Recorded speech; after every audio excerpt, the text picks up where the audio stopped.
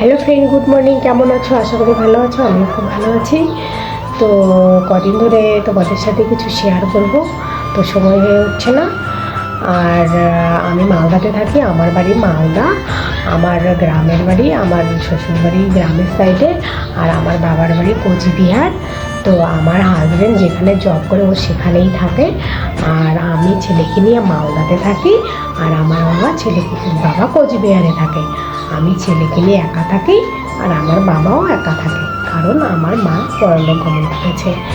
Guys, কদিন ধরে মনটা একদম ভালো নেই, কারণ আমার বাবা ভীষণ অসুস্থ, খুবই অসুস্থ আমার বাবা।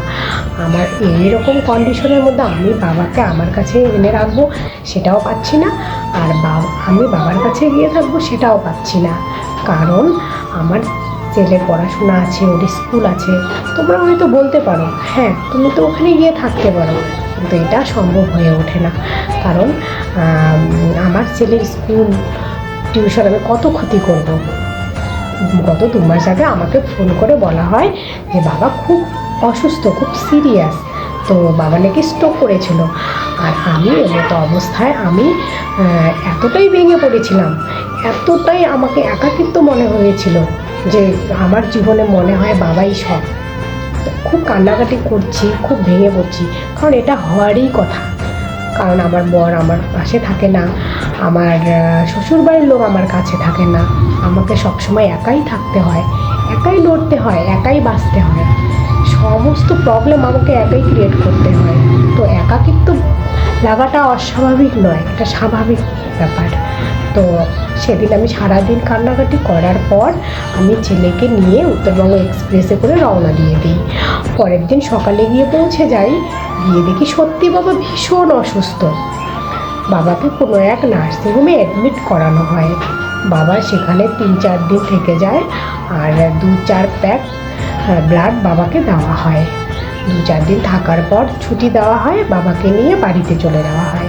আর সেবার আমি মোট 1 মাস বাবার সাথে ছিলাম। তারপর আমি চলে আসি। গাইস, এখন বাবার শরীর আবার অসুস্থ, বাবা আবার ভীষণ অসুস্থ হয়ে পড়েছে। তো বাবা ভালো করেই জানে আমি একা, আমাকে একা থাকতে হয়, আমার পাশে কেউ নেই। আর এমতো অবস্থায় বাবা আমার কাছে এসে থাকবে, সেটা ভীষণ ভয় পায়, কারণ পাশে দৌড়ানোর কেউ নাই। আর বাবা এও ভালো করে জানে যে বাবার যা শরীরের কন্ডিশন, কখন কি হবে বলা বড় মুশকিল। তো বাবা কিছুতেই আমার কাছে এসে থাকতে চায় না। তো গাইস, আপনারা হয়তো সব কিছুই জানেন। তো আমার শ্বশুরবাড়ির ব্যাপারে কি বলবো? শ্বশুরবাড়ির কথা বলেন, ওনারা নিজেকে নিয়েই ব্যস্ত থাকে। আর এটা বলেও লাভ নেই, পৃথিবীর অধিকাংশ মানুষই নিজেকে নিয়ে ব্যস্ত থাকতে ভীষণ ভালোবাসে। ওরা গ্রামের খেটে খাওয়া মানুষ, কাজকর্ম নিয়ে ব্যস্ত থাকতে ওরা খুবই ভালোবাসে। আমার কোনো অকেশনে আমি ওদেরকে ইনভাইট করলে ওরা এড়িয়ে যাওয়ার চেষ্টা করে। তো তখন হয়তো আমার ভীষণ কষ্ট হয়, আমার খারাপ লাগে, আমার একাকিত্ব মনে হয়। কিন্তু এটাই ঠিক। বিপদে প্রয়োজনে কাউকেই কাছে পাওয়া যায় না।